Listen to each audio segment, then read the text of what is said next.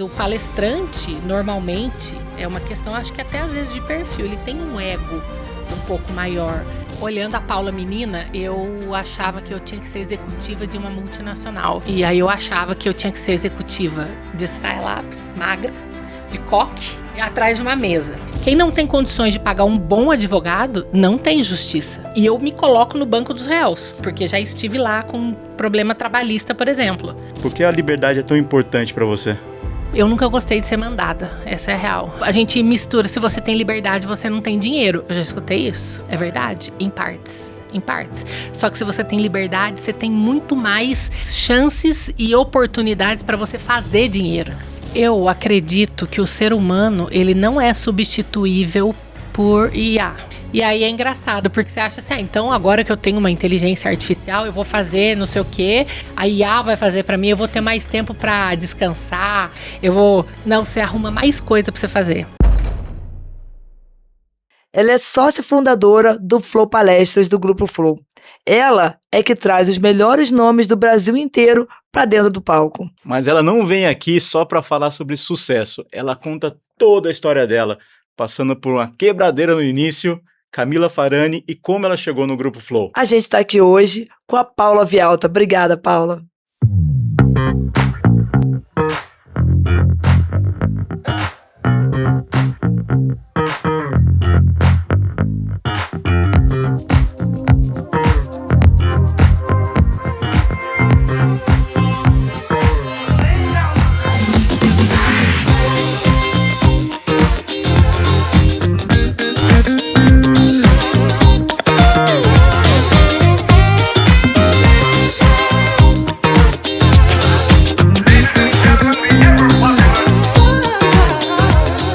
Paula, é um prazer te ter aqui. A gente conversa há muito tempo e é sempre uma lição de vida falar com você. Então a gente está aqui hoje. Muito obrigado pela oportunidade de falar com você hoje.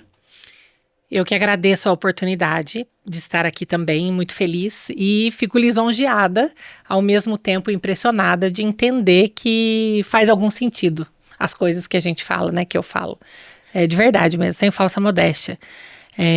Enfim. E obrigada mesmo pelo voto de confiança, de abrir esse espaço. Não, eu assisti vários dos seus vídeos, eu já conversei com você na vida real, né? E me influenciou, me impactou muito. As nossas conversas também impactaram muito. Muito obrigado. E você é responsável por fazer muita gente brilhar nos palcos, né? De podcast do Brasil todo. Mas quem que é a Paula quando a luz apaga? Essa pergunta ela é difícil, né?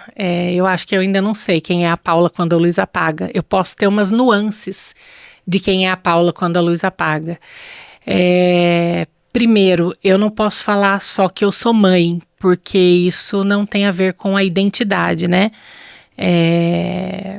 Então, mas como eu me sinto uma mulher com muita responsabilidade, muitas responsabilidades, né? E uma delas, que vem em primeiro lugar, é ser mãe, né? Então, eu sou mãe de 4 filhos, ok. Só que eu sempre precisei administrar tudo, o rolê, sabe? Administrar o rolê. Então, não tem como eu não falar isso, porque isso faz parte. Eu acho que justamente por conta disso, fez eu sempre buscar ser persistente, correr atrás, enfim, tentar me reinventar, sempre com o pensamento do jeito que tá, não pode ficar. Então, por exemplo, quando eu quebrei, vou citar isso porque é marcante, mas em várias situações, até do dia a dia, sabe, quando você tem que achar uma saída, entendeu? Você tem que achar uma saída. E no mundo dos negócios, você tem que achar uma saída, porque senão o negócio vai ruir. Então, você tem que achar uma saída. Então, eu sou essa pessoa que estou sempre em busca de uma solução, de uma saída, com muita persistência, mas eu não me vejo tão, não, e não é falsa modéstia. Mas eu acho que a gente nunca se vê. A gente nunca se vê cara, tão porque a gente não aí vê o que a gente faz. Não, mas aí que tá. É que no universo que eu transito, e falo isso sem modéstia nenhuma, sem filtro ou até sem muito pudor, mas o palestrante, normalmente, né? A grande maioria é uma questão, acho que até às vezes de perfil. Ele tem um ego um pouco maior. E aí a gente vê muito isso, a gente olha muito isso. E é normal, ok, não tem problema nenhum e precisa ser assim. Porque se não fosse assim, talvez a carreira dele não seria do jeito que é. Um palestrante de sucesso, por exemplo. E também não quero nomear ninguém. Mas é uma coisa muito peculiar. Entende? Então, quando eu falo dessa questão do ego, de achar, é muito mais do que eu tô numa fase de descoberta, mas é muito mais do que os outros falam para eu acabar tendo essa percepção. E no fim, olhar resultado, né? Você olha, então se eu fiz isso aqui, mais isso aqui, tive esse resultado, sinal que tem resultado. E aí você fala, mas você precisa de chancela o tempo inteiro? Em algum momento da minha vida, eu tive uma fase que eu precisei, eu diria que grande parte dela, ser muito chancelada, até para existir. É duro, é forte isso, mas é sobre isso. Então eu acho que tem a ver um pouco, entende? Não sei se eu fui muito prolixo. Não, desculpa, virar meio psicoterapia aqui, mas eu também tenho 4 filhos, você sabe.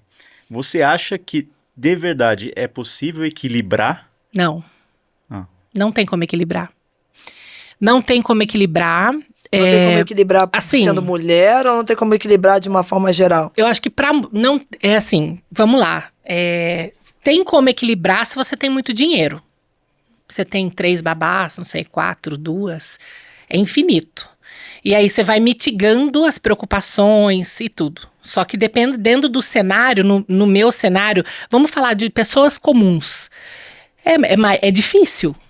É difícil. Algum lado, ele vai ficar com uma lacuna. Que seja a menor lacuna. Ou que seja o lado menos importante, sendo que todos são importantes. Porque, assim, de acordo com a minha história, com a minha vida, eu precisei fazer acontecer. Senão, tudo literalmente ia ruir. Então, eu não aceitava, né? Parece até uma coisa, assim, de universal, né, da IURD, eu não aceitava de fato, então eu corria atrás, eu determinava, né, na minha cabeça, sem saber o resultado que eu ia ter, mas eu sabia que precisava estar em movimento, eu sempre acreditei muito em estar em movimento, e aí, obviamente, os filhos sentem principalmente a parte da mãe, sente a ausência, né, sente... será que eu fui negligente? Ou não, tá bem cuidado, tá alimentado, tá vestido, então não tá com frio, não tá com calor, tá com sono em dia, vai na escola, não vai na escola, beleza, mas é a qualidade, né? E aí você para de entender, de prestar atenção na quantidade para prestar atenção na qualidade. Claro, eu tenho 2 filhas adultas já, então a gente já identifica os problemas da ausência, né? Não sei se você tem filho. Não, tem 2 cachorros, já dá muito trabalho. Então, e aí você identifica e tem coisa que tem que ser trabalhada em terapia, não tem jeito, mas a gente foi um time desde o começo. E muitas coisas a gente acaba passando para eles, obviamente, né? Mas eu vejo que eu acertei. Sabe assim, quando você vê que deu gente boa, mas o que é gente boa? Sem lacração e sem construção de narrativa. Gente boa que entende que é preciso trabalhar, que gosta de trabalhar, que entende a importância de estar sempre aprendendo coisas, adquirindo conhecimento, tem a parte de caráter, etc. Então, por aí vai. E aí agora tem os pequenos, um de 8 e um de 16, que ainda na formação, né? E aí a gente vai ficando mais madura, e eu não sei você... E aí você entende a questão da qualidade, do jeito, coisas que eu fiz com uma e que talvez eu não repita com esse porque não tinha necessidade, entendeu? Arrependimentos, isso bate. Mas a gente tenta equilibrar, mas em algum momento fica a lacuna. Isso é fato, eu não posso ser mentirosa e falar que é lindo, perfeito e azul, que não é. E Paula, me explica uma coisa, como que surgiu a Paula Vialta, empresária, de super sucesso, que hoje todo mundo conhece? Como é que surgiu a Paula? Então, eu, olhando a Paula menina, eu achava que eu tinha que ser executiva de uma multinacional. Como que eu me imaginava?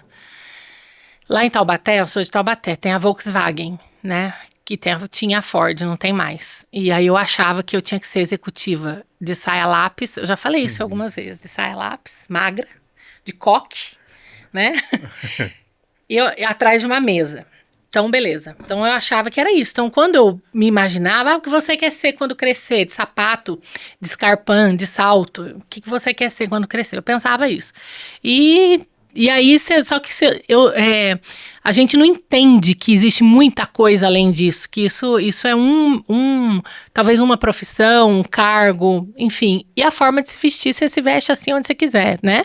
Só que a criança, ela não entende isso. Então, eu me imaginava assim. E eu trabalhei em comércio, que a minha família... Meu pai tinha comércio e eu venho do comércio, então eu sempre gostei de gente, de falar com gente, atender gente e tal.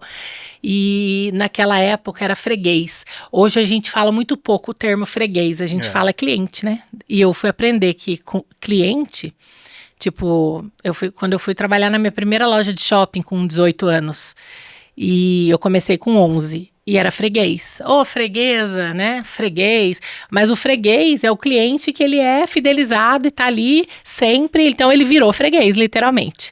É uma questão de nomenclatura. Sempre gostei de gente. Fiz direito. Não sabia ainda o que eu queria, mas eu sabia que eu gostava de gente.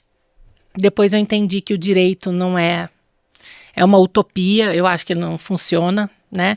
Enfim. Por quê? Por que o direito não funciona? A gente não precisa entrar muito em detalhe, mas eu acho que para os menos favorecidos, quem não tem condições de pagar um bom advogado, não tem justiça.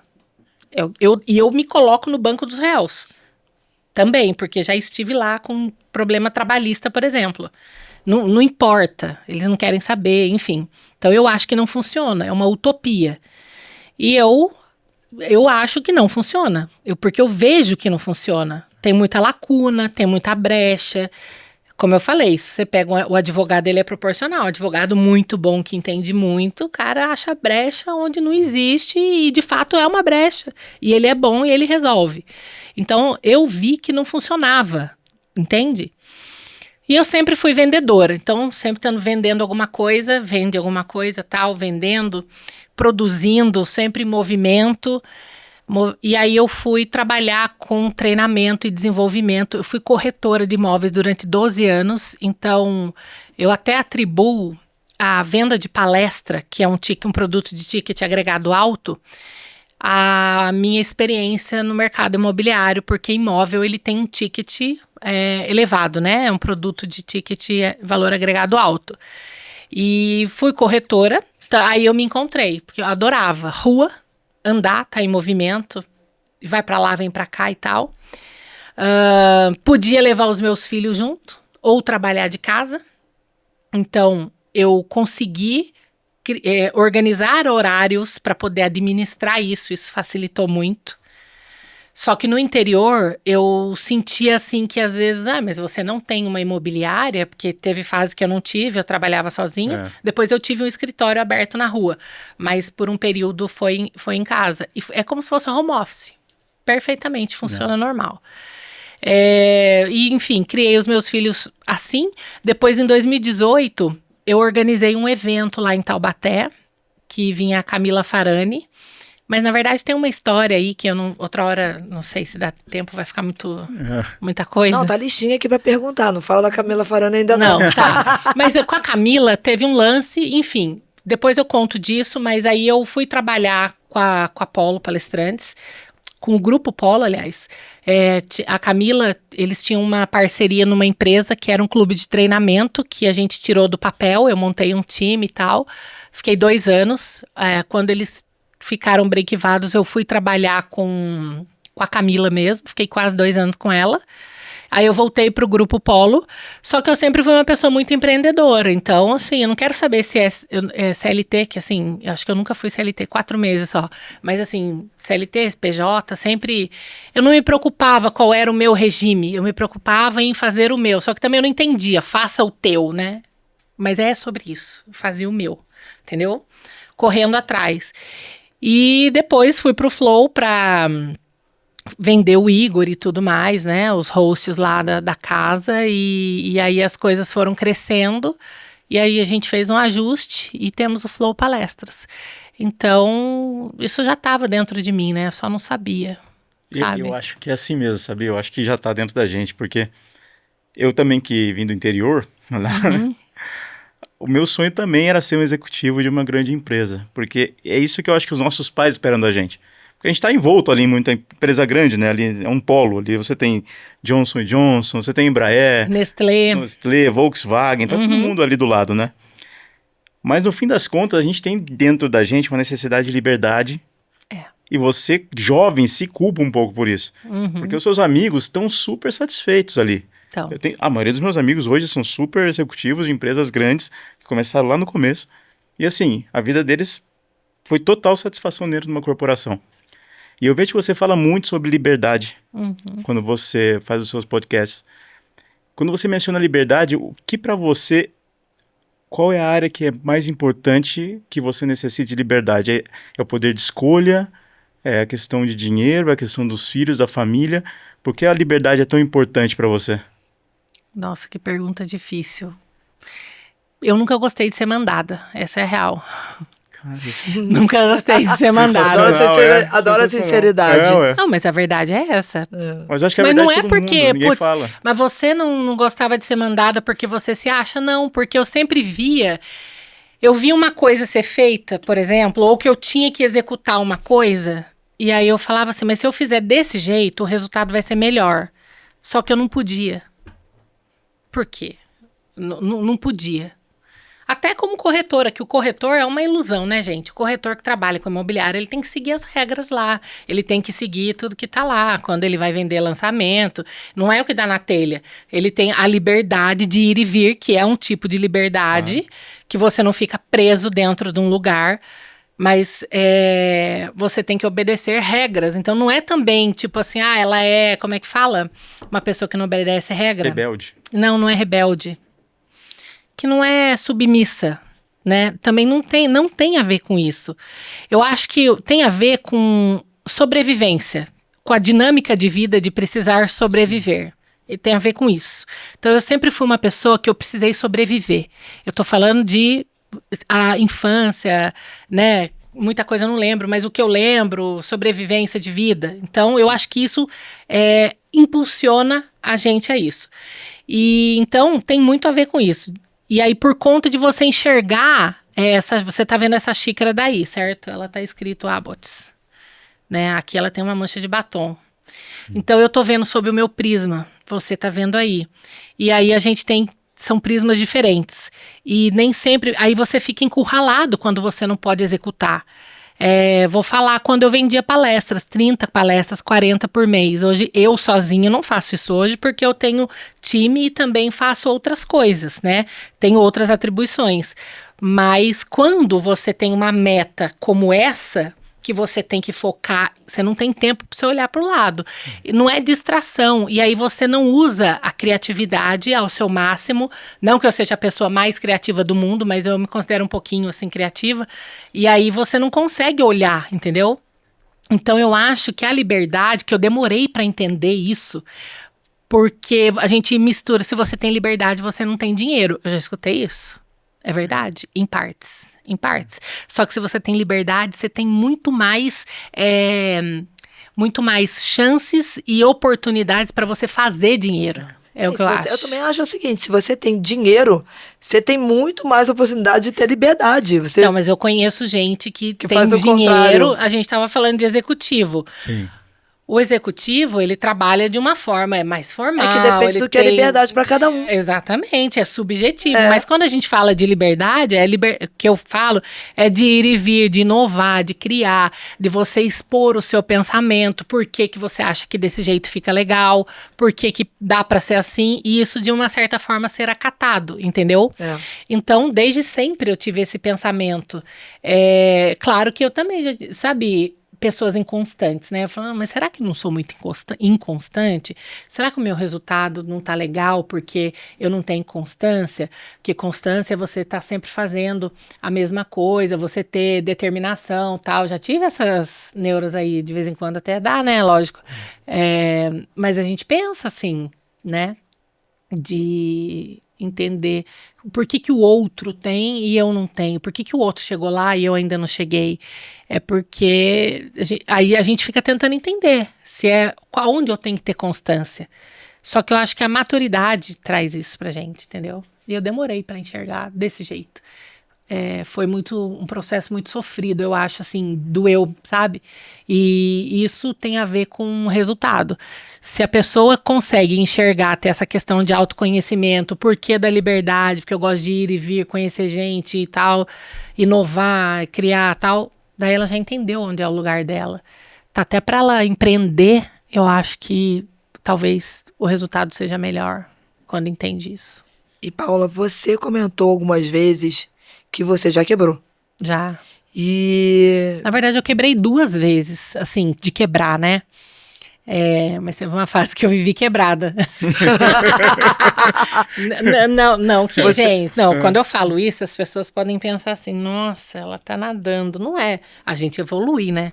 Mas eu quebrei quando eu me divorciei, parando para pensar, eu estava refletindo até esses dias por falar da quebra, de lojas que eu tive, mas eu quebrei também quando eu me divorciei, que eu fechei o escritório no centro. Que lá no interior, quando você tem uma loja que você abre para a rua e você mostra que você tem uma loja, você cresceu. Agora não, que já melhorou um pouco. Mas em 2010, 2011, 12, nossa, eu tô falando de uma cidade com 300 mil habitantes, hein? Você imagina, se tivesse 30 mil seria menos, mas enfim. Loja de... Não, no shopping, eu tive no shopping loja de lingerie, biquíni até tamanho 60 e um quiosque de fine. Entendi. Que foi só... não pode falar besteira, mas foi só coisa feia mesmo, só cagada, sabe? E com esse pensamento de... Vou provar que eu sou boa. Vou provar que eu sou boa. Eu ainda tenho um pouco isso. Eu vou provar. É isso que eu ia perguntar. Na verdade é o seguinte, quando a gente quebra tanta coisa ao mesmo tempo, parece que é um dominó. Aí pra você, o quebrar, ele foi mais impactante de quebrar na questão de dinheiro, na questão de autoestima, na questão de confiança em você mesmo? Da confiança não, porque eu acho que eu não tinha consciência, sabia? Então quando eu me divorciei, que ele foi embora e me deixou com os 3 pequenos, os 3 filhos pequenos, eu fechei o escritório, então não foi uma quebra exatamente, mas eu fechei eu não conseguia mais pagar nada. Eu tava assim, você fica sem saber, né, o que fazer e tal. Não foi uma coisa assim traumática, eu fui abandonada, não. Eu tava caminhando para isso, ia acontecer. E aí foi dar um passo para trás, fechar. No caso, o escritório que eu tinha no centro lá de Taubaté. Eu dei um passo para trás, fechei para poder fechar a torneira, entendeu? Continuei sendo corretora, normal. E quando só que foi difícil, foi um período tenebroso. Quando eu quebrei que eu tinha loja, daí depois de 4 anos, vamos falar em tempo, acho que depois de 4 ou 5 anos eu já tinha loja. Só que eu montei uma lojinha de bairro, pequenininha, vendia bem. Ubatuba no caminho da praia praticamente, então vendia bem biquíni e lingerie até 60. O meu foco não era trazer a questão do erotismo e de lingerie sexy para tamanho grande, não. O meu foco era na anatomia do corpo da mulher gorda, grande, não pode falar gorda, né? Da mulher grande, que nem eu, grande, da anatomia mesmo. Um sutiã largo, uma calcinha que não seja calçola da avó, só que uma calcinha, entendeu? Sim. Bonito, não é porque você tem um corpo maior que precisa ser igual de vó. Porque daí fica sobrando uma coisa pra fora, a outra fica pra dentro, não é muito bem, né? E eu pensava assim, então foi assim que surgiu a ideia, entendeu? Foi assim, o propósito, vamos dizer, era esse. Eu nem sabia o que era propósito, mas o propósito era esse. E biquíni, então vendia bem mesmo. Aí, você não quer abrir no shopping? Eu não tinha dinheiro, eu abri no shopping, nossa, imagina, lojista, agora vou provar que eu venci.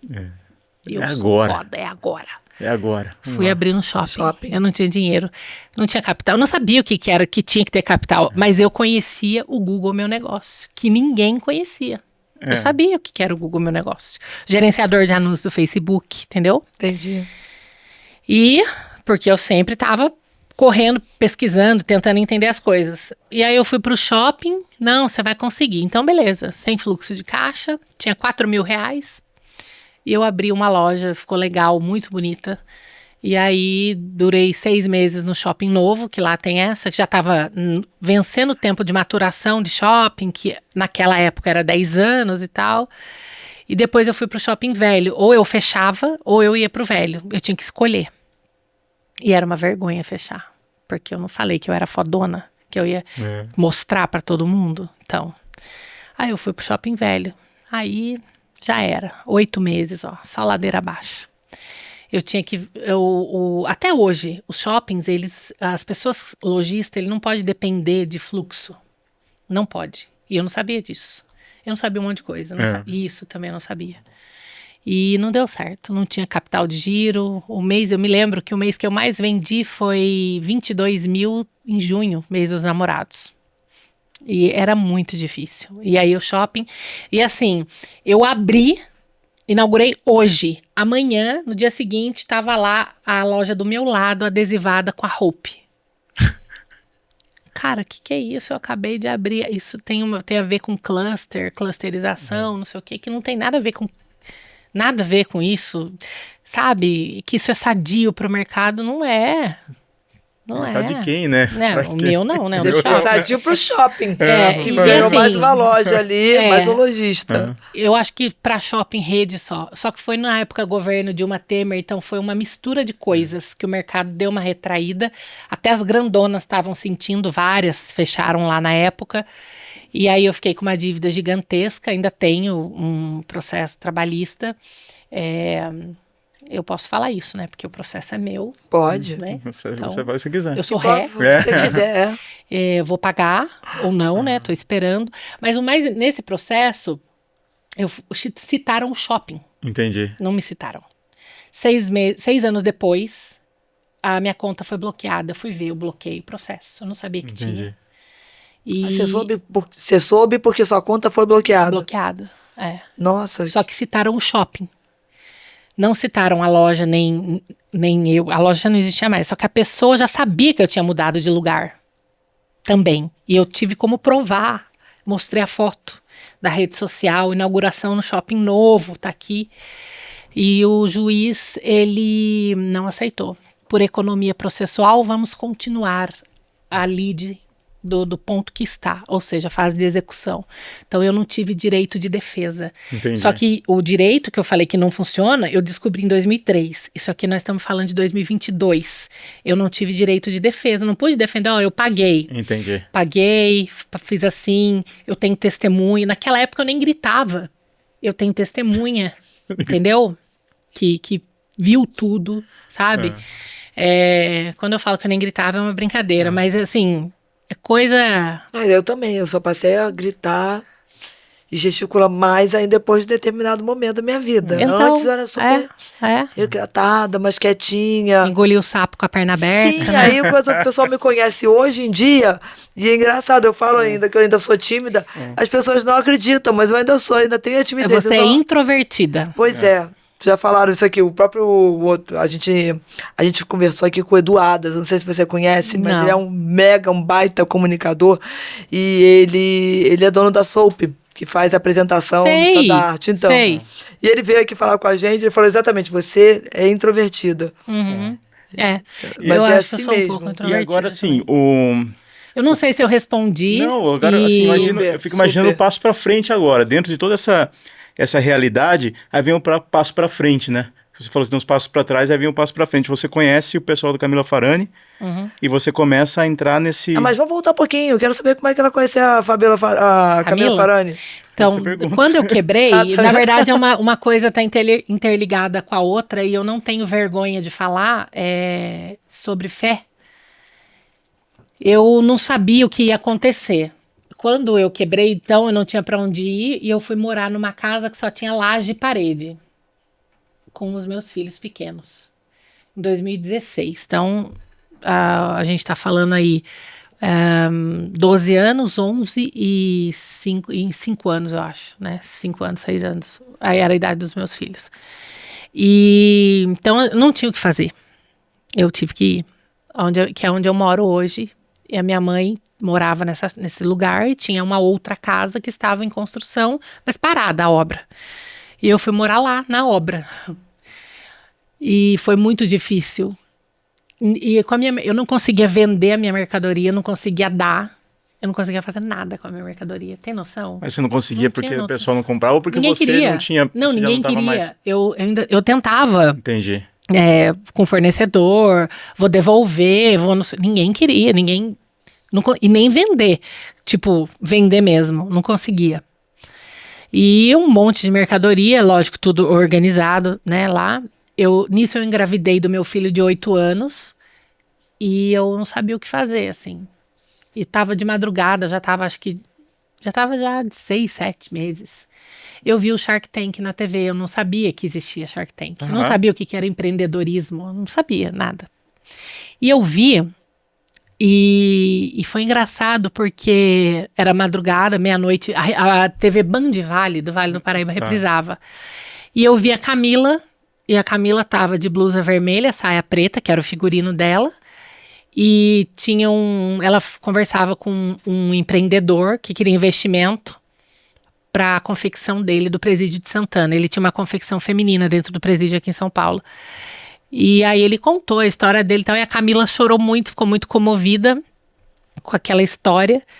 E eu chorei e falei assim para Deus. Eu falei, Senhor, se eu conhecesse aquela mulher, eu não tava nessa situação que eu tô. Ou ela teria investido em mim, ou ela teria me ajudado de alguma forma. Tipo, fecha a loja, não muda. Eu pensei só isso, eu só pensei. Só que eu pensei e chorei. E o que eu entendo com isso? Eu entendo que foi uma oração feita com a minha alma de verdade, entendeu? Foi ali. E passou, nunca mais eu vi Shark Tank de novo, acabou. Quando foi em 2018... eu fiz em abril fiz um evento, convidaram o Denis da Polo Palestrantes para palestrar e eu fui a mestre de cerimônias do evento. E aí ele falou que tinha um projeto que queria me apresentar, falou para um palestrante lá que convidou ele. E aí eu fui conversar com ele, né, para entender o que era o projeto. Eu me lembro como se fosse hoje, foi dia 1º de maio de 2018, no dia do trabalho, né, era feriado. E aí ele apresentou o projeto, era um clube de treinamento, as pessoas pagam mensalidade, recorrência, tal, nananã. E aí eu falei, tá, legal, gostei. Daí ele disse assim, só que eu tenho uma sócia. Aí eu falei, sócia?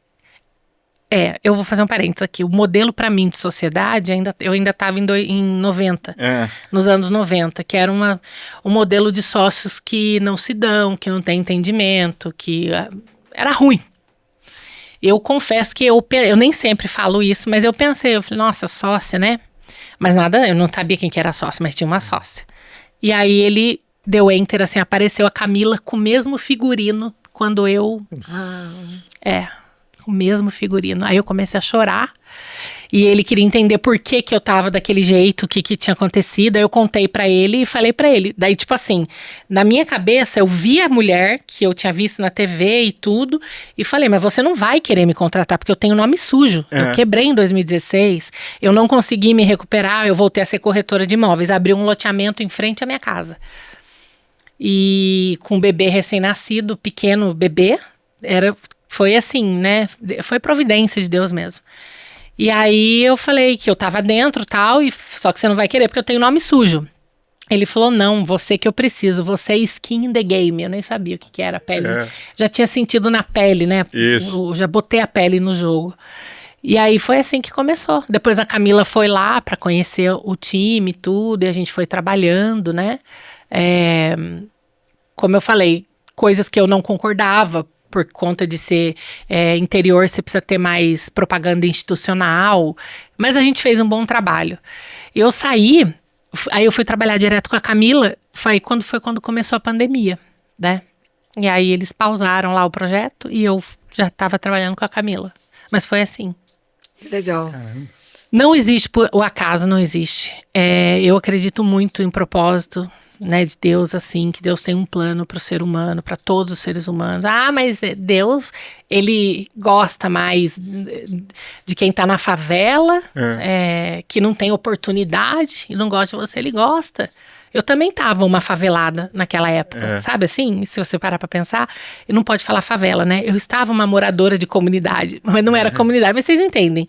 De poder aquisitivo, de condição, entendeu? Só que eu sempre olhei pra frente e eu não olhava assim... A gente olha os desafios, tem muita gente que deixa de fazer ou deixa de ir, porque olha, eu não tenho como. Cara, desculpa, mas não cola. Pra mim não funciona. Cara, eu vejo, a gente conversa com muita gente, né? E grande parte das pessoas que sobem, que têm sucesso, em algum momento tiveram um momento muito down, assim, muito pra baixo. Você acha que a pessoa precisa quebrar, seja emocionalmente, financeiramente, de alguma forma, pra poder crescer? Ou você acha que algumas pessoas precisam quebrar de alguma forma pra poder crescer? Então, algumas pessoas precisam quebrar para poder crescer. Pode ser. Eu não acho que para crescer precisa quebrar. Entendeu? É como se eu... Sabe como que eu vejo, no meu caso? Eu fui... É como se fosse assim... Você imagina um ovo cheio de coisa em cima. E essas camadas, elas vão saindo. E eu me vejo assim hoje, não que eu seja um ovo, mas é como se fosse eu. Sim. Tipo, das minhas costas, por exemplo, vai saindo.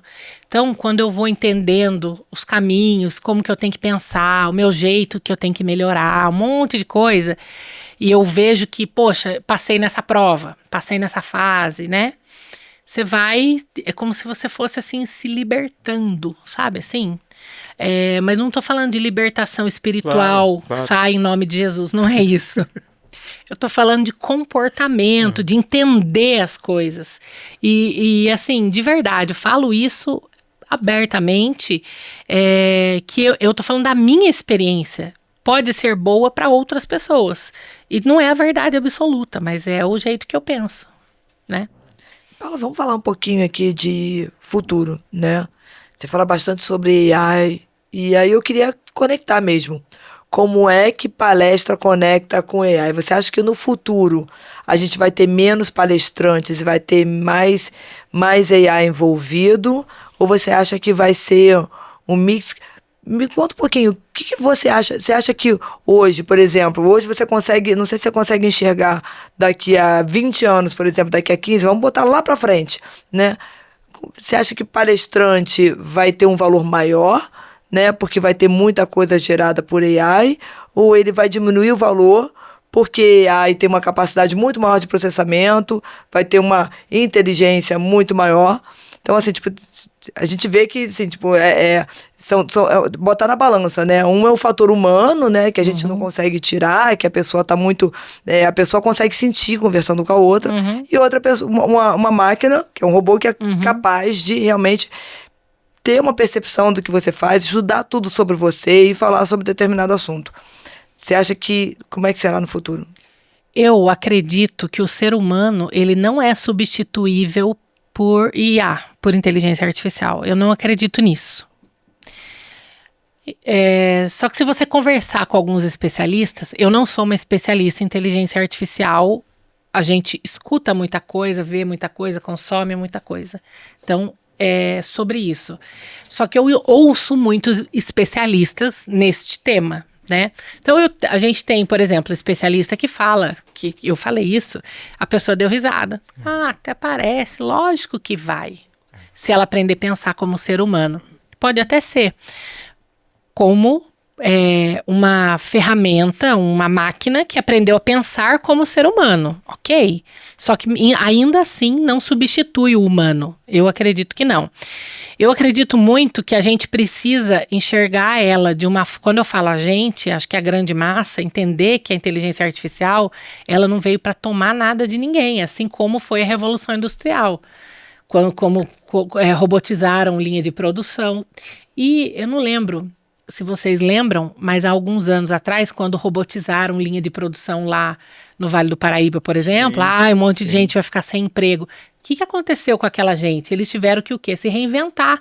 Eu nunca ouvi ninguém que morreu porque perdeu o emprego porque foi robotizado. Deve ter tido dificuldade, limitação, lógico.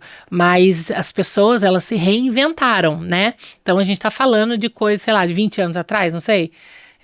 Sei lá, você pode falar 20, 30 anos, acho que 30 anos. Robotização de linha de produção, né? Que substituía as linhas das fábricas. Então eu enxergo muito que precisa haver uma adaptação das pessoas para usar a inteligência artificial como ferramenta de produtividade. E aí é engraçado, porque você acha assim, então agora que eu tenho uma inteligência artificial, eu vou fazer não sei o quê, a IA vai fazer para mim, eu vou ter mais tempo para descansar, Não, você arruma mais coisa para você fazer, não é verdade? Exato. Você otimiza o tempo, mas você preenche aquele tempo, talvez não com aquilo que você achava que ia preencher. Descansando, passeando, sei lá, viajando, ficando com a família, mas exatamente com outra coisa. Você vai inventar outra coisa para fazer, né? Vou criar alguma coisa, um produto novo, sei lá, vou fazer um podcast, por exemplo, não sei. Então eu acho que é muito sobre isso. Agora, em relação aos palestrantes, eu também vejo da mesma forma. Não acho que vai diminuir cachê, reduzir. Sim, existe uma questão no mercado de superinflação dos valores de cachê. Na minha opinião, como profissional que vende, existe. E isso precisa ser olhado com atenção. E o que é a superinflação? O palestrante, ele achar que porque o outro cobra 80, ele também é 80. Porque o outro cobra 30, ele também tem que ser 30. Não é. Eu acho que é preciso um pouco de humildade, talvez, para entender que não é assim que funciona. E se uma pessoa pagou 30 mil em você, você deu sorte. Tá? Então, isso eu tô falando em regra geral. Só que qual é a exceção? A exceção é você receber uma solicitação de orçamento, passar 40 mil e o cliente pagar, porque ele não tem noção, talvez, do quanto é. Ele não teve uma agência que explicou para ele que A custa tanto, B tanto, C tanto, e aí ele pode pensar um pouquinho. Foi uma exceção, o cara pagou 40, você deu sorte. Já virou 40. Foi uma exceção. Não, mas se pagaram, beleza, mas quantas pessoas pagaram? Quantos orçamentos nesse valor você enviou e foi bem aceito e fechou? Entende? Então precisa ter um meio termo. E esse é o meu discurso, que pode ser repetitivo, mas é isso, é muito sobre isso. E é onde entra a questão da supervalorização dos cachês.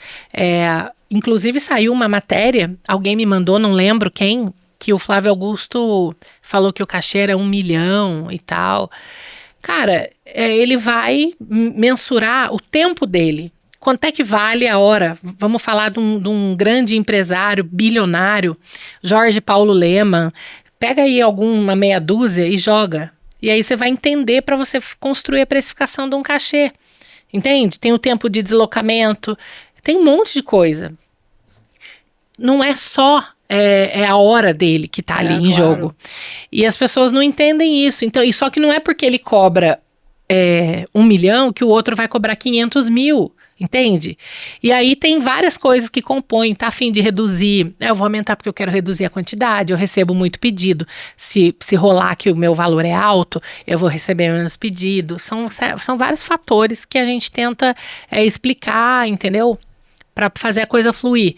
Então, a IA, eu acho que ela não vai também, ela vai facilitar a vida do palestrante, que vai usar a IA para poder criar uma palestra melhor, ter mais insights, criatividade, talvez o conteúdo dele, ele depurar melhor o conteúdo, trazer mais artigo científico para o conteúdo, uma série de coisas, entende? Eu acho que a gente vai chegar num momento híbrido, assim, onde você vai ter palestrantes humanos e você também vai ter palestrantes IA. Sim. E os dois vão ter o seu valor. Hoje acredito nisso também. Hoje você vê, por exemplo, no Spotify. Tem muita música ali no Spotify hoje que é IA. Uhum. Foi criada por IA. E nem parece, né? E nem parece. E a pessoa nem sabe que aquele cara ali é um IA que criou aquela música. Então eu acho que é a mesma coisa. O conteúdo ele vai vir e vai acontecer de maneira híbrida, onde os dois vão ter o lugar deles. A gente vai começar a conviver, com o robô que vai estar do nosso lado. A gente vai começar, São José dos Campos vai começar a colocar aqueles robôs, cachorros lá, o cão robô. para fazer a parte de segurança. Você vai começar a viver com um cachorro robô, você vai começar a viver com um humanoide do seu lado. E a parte do futuro. Sim. Você começar a conviver com esse tipo de tecnologia humanizada. E se é uma coisa mais, por exemplo, na China, no evento que a gente foi, tinha um robô servindo café. Ele preparava o café, quer dizer, a máquina de café fazia o café. Mas ele só virava o tórax. A parte de cima era um humanoide, o tórax dele, os braços, cabeça, mão, humanoide. A parte de baixo era tipo um triângulo assim, com rodas, né? E aí ele só virava, justamente o balcão era a distância em que cabia ele. Você faz o pedido, ele pega o café, vira e serve pra você na sua mão. Ou põe no balcão e você pega. Igual aquele filme, né? Passageiro, né? Vocês viram? Não. Aquele que com a... Ai, meu Deus, esqueci. Não sei o que, a Lawrence. Qual é o nome dela? Enfim, que eles estão lá no futuro, eles estão numa nave, eles acordam antes do tempo, eles podem estar hibernando. Aí tem um bar que é exatamente assim, né? Ele só pega o drink, faz o drink e serve, e só tem a humanoide daqui pra cima. Porque quando você fala em robô, você acha que é sempre assim, Sempre. o humanoide. Não é. Tudo é robô.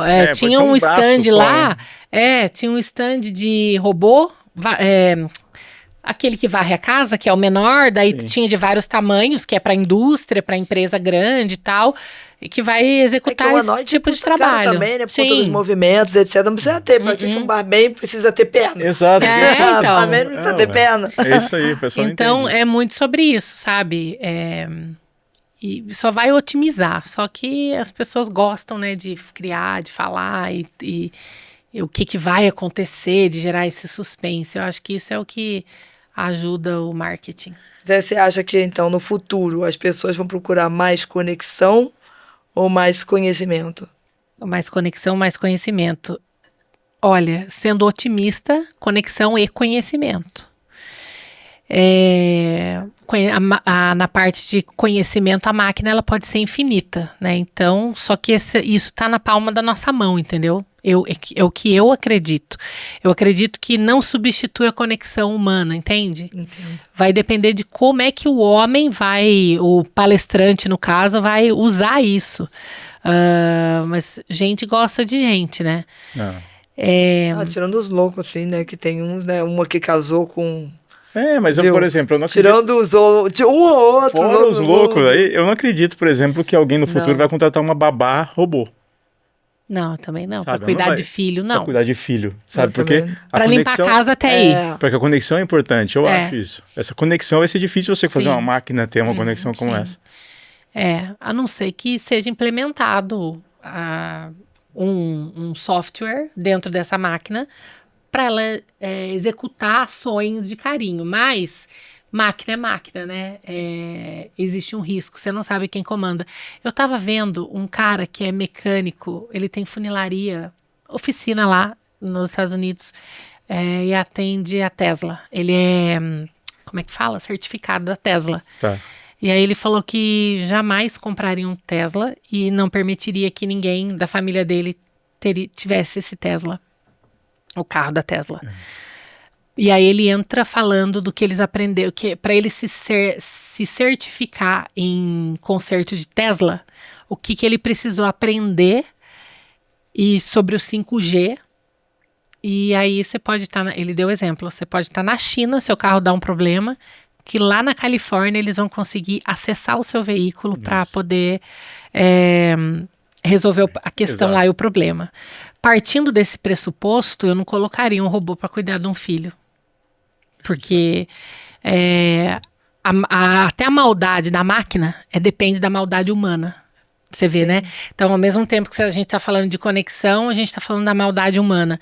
Tem gente também que não acredita no ser humano, né? Tipo, eu não acredito mais na raça humana. Já escutou isso? Já, porque várias vezes. eu prefiro cachorro. Eu também. Nossa, meu cachorro é uma fofura. Parece um bebê. É que né? dependente, você vai pegar uma pessoa muito ruim, compara com um cachorro muito legal, o cachorro realmente é melhor. Exatamente. Só que a grosso modo a gente tá vendo que as coisas ruins elas têm se multiplicado.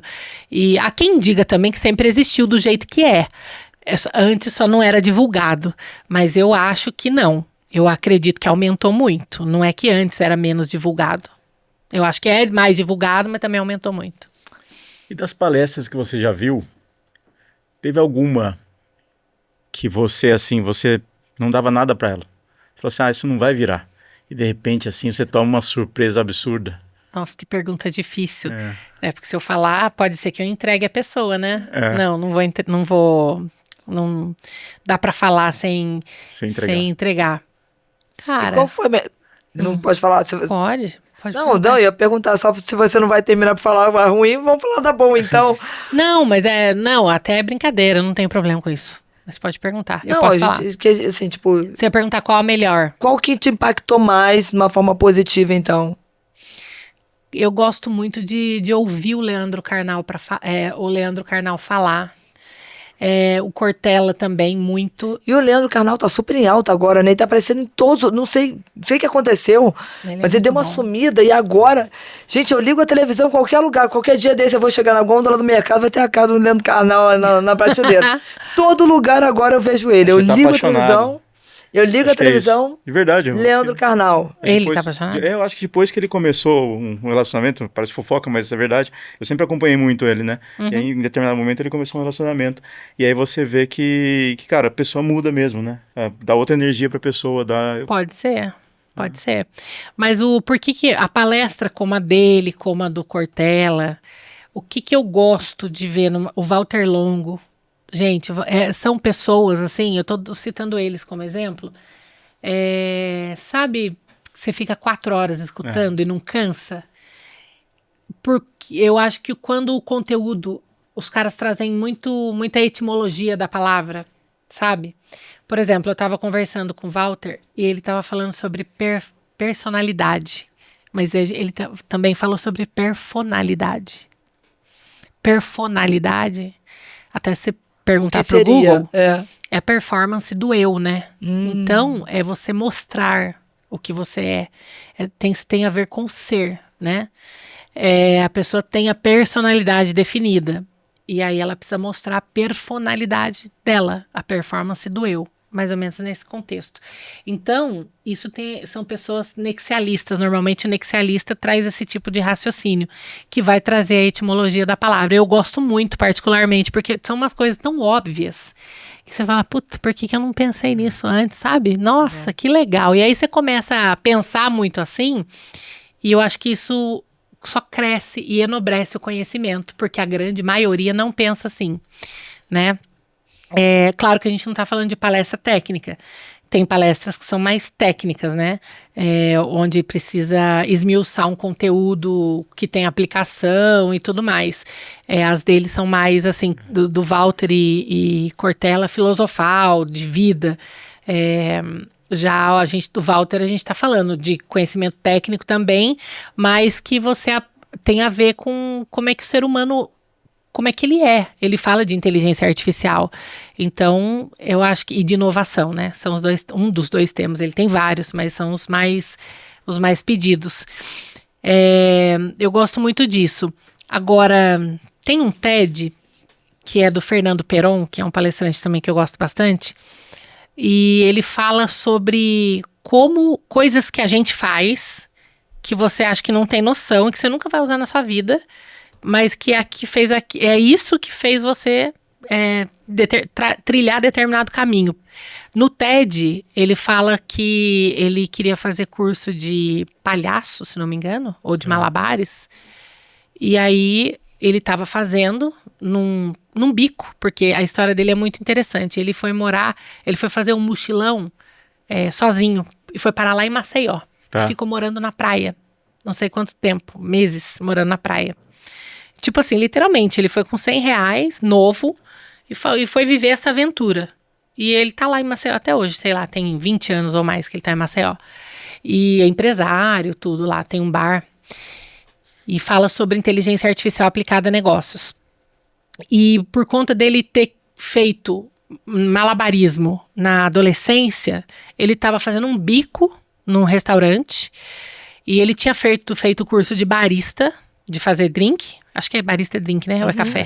Café. Não, então não é barista, é... É de drink. Coquetelaria. Esse de drink. E aí ele... Então uma coisa nada a ver, até a mãe dele não queria deixar ele fazer o malabares, o palhaço lá. E ele tava, né, animando essa festa. E aí a pessoa, pô, você não quer fazer isso, tal, em tal lugar? E começou, e foi, era Senac. E ele virou professor do Senac, deu aula no Senac durante 9 anos. Então era uma coisa que ele, tipo assim... Sabe, vou fazer agora um curso de improviso. Onde eu vou usar improviso? Que não tem nada a ver? Então eu achei muito interessante isso. E isso serve para dar nexo nas coisas que a gente faz. Que você acha que não tem a ver. O podcast do Gustavo Serafim, né, que estava comigo, foi mais ou menos isso também, né? Ele começou um curso de circo e dali começou a juntar uma coisa na outra, que um cara que viu o circo chamou ele para fazer outra coisa, que chamou para fazer outra coisa. E aí você não tem nem noção do que você está fazendo, vai ligar você pro resto da sua vida ali, do que você vai fazer. Exatamente. Por exemplo, eu queria só dar voz para os palestrantes e falei, eu nem imaginava em estar trabalhando com o YouTube, né, com um canal lá no Flow. Eu pensei e falei, não tem como gravar um conteúdo para os palestrantes e tal. O Igor falou, não, tem. Aí você usa o canal assim, assado tal, e pode criar o seu. Daí eu tinha que pensar num nome e não dava tempo. Ou eu gravava ou eu pensava no nome. Aí não pensei no nome, ficou Flow Palestras Podcast, que é nichado. E aí surgiram outros programas decorrente disso, poxa, isso, né, que as pessoas mesmo demandavam. Então as coisas foram acontecendo também, assim. Eu sou um pouco assim com o Clóvis de Barros Filho. Gosto muito também. Cara, eu posso escutar, assim, 4 horas fácil ele falando. Ele tinha um programa chamado Inédita Pamonha no Spotify. Eu ia caminhar, eu ficava vendo, eu não via um dia assim que não saísse um Inédita Pamonha, porque saía todo dia. Né? E era uma coisa absurda. O Clóvis é muito bom. Ele, o Rossandro, eu também gosto bastante. Todos têm mais ou menos a mesma linha. Rossandro Klingey, já ouviram falar dele? Não. O Braulio Bessa que então o Braulio também é uma palestra assim que você ri, chora e é demais, entendeu? E é coisa simples assim da vida do ser humano, né? Paulo, se hoje eu chegasse para você e falasse assim, Paulo, eu quero viver de palestra. O que você acha? Quais são as características mais importantes para quem quer viver de palestra? Eu acho que primeiro você tem que entender que você não vai ficar rico da noite para o dia, você não vai faturar 5 mil reais por hora vendendo 5 palestras na semana, fazendo 25 mil, fazendo 100 mil no mês. Isso é ilusão, não existe. O começo é muito difícil. Eu até postei um vídeo sobre isso e recebi comentários de pessoas que eu jamais imaginei. Tipo, cara, parabéns pela coragem, porque vendem uma coisa que não é verdade, né? E não é verdade. Então, eu ia colocar você com o pé no chão mesmo. Você vai ter que trabalhar bastante, vai ter que entregar, dar muito, plantar muito no começo, para poder colher depois. E essa colheita, ela pode levar 2 anos, 3, 4, dependendo, e até 5, né? Para você viver só de palestra. Não é uma jornada simples, mas o principal é mostrar, porque a autoridade, a maioria, quase todos têm, quem tem experiência de vida, acadêmica, você tem autoridade. Só que aí você precisa mostrar a sua autoridade, né? Isso é difícil, né? É difícil. A internet, ela é na internet hoje em dia, ela é uma avenida aberta, mais movimentada do mundo, a concorrência é gigante, mas você tem que estar lá todo santo dia fazendo o seu, entendeu? Entregando conteúdo. E tem que ser omnichannel, todos os canais, Instagram, LinkedIn. Mas contratante está no LinkedIn, é verdade, só que sempre eles vão pesquisar, porque os canais se conversam, né? Vou ver o site dele, posicionamento no Instagram, o que ele fala, como é que é e tal, entendeu? Então, é isso. Escrever um livro, né? Eu acho legal também, mas não é uma coisa, eu tenho que escrever um livro, não. Mas isso tudo chancela. Legal, Paula. Paula, infelizmente a gente está chegando no final do nosso programinha aqui, mas a gente pode depois marcar uma parte 2, ou melhor, uma palestra com a Paula, que tal? Não, ainda não, de vez em quando. Não, mas podia dar umas palhinhas, palestrinha. Eu vou palestrinha. Sem ser palestrona. Até eu também, quando falo assim, você não quer dar uma palestra? Puta, quanto tempo? 45 minutos, não vou aguentar. Eu não aguento, eu juro por Deus, eu não aguento. Não aguento, tem que ter alguém pra falar comigo, pra dividir. Aí já me dá tosse, não quero falar 45 minutos. Eu não dou palestra, eu sou horrível no palestra. Mas palestrinha eu acho legal. Eu acho legal dar ponto de vista. E é engraçado que uma coisa que eu tenho percebido de um tempo pra cá, né?